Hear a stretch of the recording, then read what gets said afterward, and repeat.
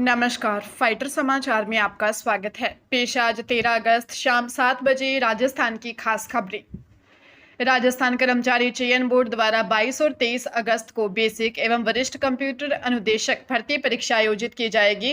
कुल 3,951 पदों के लिए होने वाली इस परीक्षा में लगभग 1,44,000 अभ्यर्थी शामिल होंगे। इसमें बेसिक कंप्यूटर अनुदेशक के 3,629 तथा वरिष्ठ कंप्यूटर अनुदेशक के 322 पद शामिल हैं, जिनकी परीक्षा दो पारियों में होगी।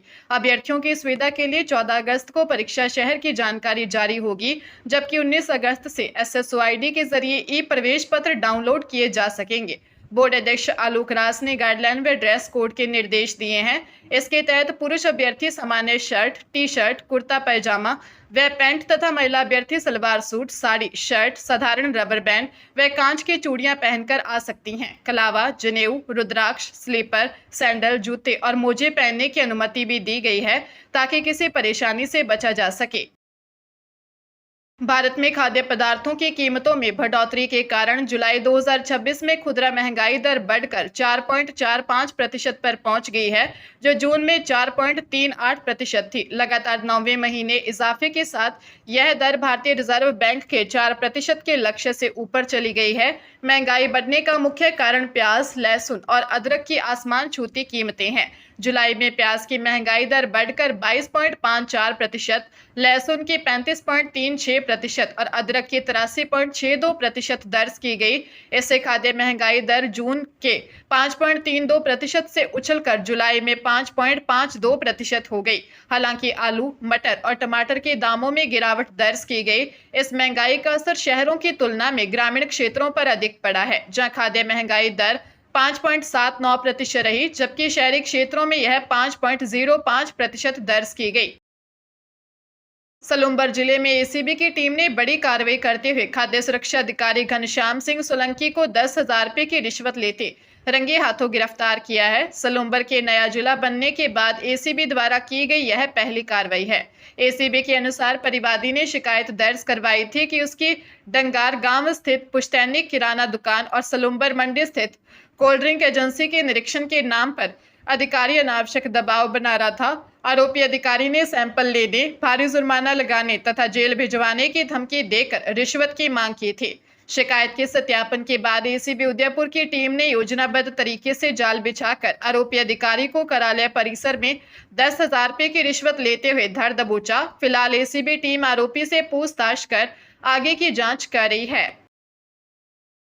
तेल कंपनियां कमर्शियल सिलेंडर की तर्ज पर 10 किलो वाले घरेलू एलपीजी सिलेंडर को बाजार में बिना किसी रियायत और 18% कमर्शियल जीएसटी दर के साथ बेचने की तैयारी कर रही है। बीपीसीएल ने इसे खुले बाजार में जारी भी कर दिया है। सामान्य घरेलू सिलेंडर पर जहां 5% जीएसटी लगता है, वहीं इस 10 किलो के सिलेंडर पर कमर्शियल दर से टैक्स वसूला जा रहा है। कंपनियों का तर्क है कि इस सिलेंडर का व्यावसायिक दुरुपयोग हो सकता है। यह सिलेंडर मुख्य रूप से अन्य राज्यों से आने वाले कामगारों और छात्रों के लिए उपलब्ध करवाया जा रहा है। बिना डिलीवरी के इसकी कीमत 1404 रुपये 80 पैसे है, जिससे 1 किलो गैस 140 रुपये 48 पैसे की पड़ रही है। घर तक डिलीवरी के लिए 295 रुपये अतिरिक्त देने पर इसकी प्रति किलो लागत 169 रुपये 98 पैसे हो जाती है, जो 19 किलो वाले कमर्शियल सिलेंडर की दर से भी 24 रुपये 45 पैसे अधिक है।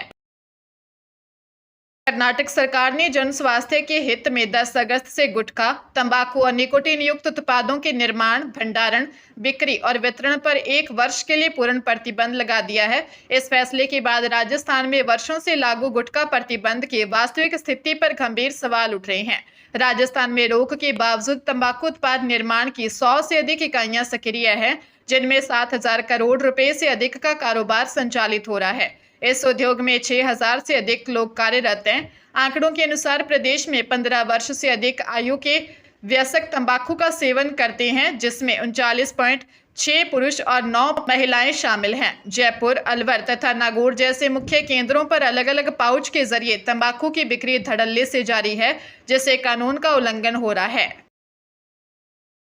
राजस्थान में प्राथमिक स्तर पर शिक्षा की गुणवत्ता में सुधार के लिए शिक्षा विभाग परीक्षाएं राजस्थान बीकानेर ने कक्षा 5वीं की संशोधित मूल्यांकन प्रक्रिया लागू कर दी है। 1 अप्रैल 2026 से प्रभावी इन नए नियमों के तहत 5वीं कक्षा में स्वचालित पदोन्नति यानी नो डिटेंशन पॉलिसी समाप्त कर दी गई है। वार्षिक परीक्षा में कमजोर प्रदर्शन करने वाले विद्यार्थियों को विशेष तैयारी के साथ पूरक परीक्षा देने का मौका मिलेगा। हालांकि यदि वे पूरक परीक्षा में भी न्यूनतम अंक प्राप्त करने में असफल रहते हैं तो उन्हें कक्षा 8वीं के नियमों की तरह उसी कक्षा में रोका जाएगा। इस ऐतिहासिक बदलाव के बाद अब शिक्षकों और स्कूलों पर पूरे सत्र के दौरान विद्यार्थियों के सीखने के स्तर की निरंतर निगरानी करने की बड़ी जिम्मेदारी आ गई है। साइबर ठगी के बढ़ते जाल को तोड़ने के लिए केंद्र सरकार ने व्यापक और कड़े कदम उठाए हैं। गृह मंत्रालय द्वारा दिए गए नवीनतम आंकड़ों के अनुसार 30 जून 2026 तक देश में फर्जी लोन ऐप सहित 3,718 मोबाइल ऐप ब्लॉक किए जा चुके हैं। Indian cyber crime coordination centre ने विभिन्न एजेंसियों, बैंकों व टेक्नोलॉजी प्लेटफॉर्म्स के साथ मिलकर अब तक 11,158 करोड़ रुपए से अधिक की ठगी राशि बचाई है।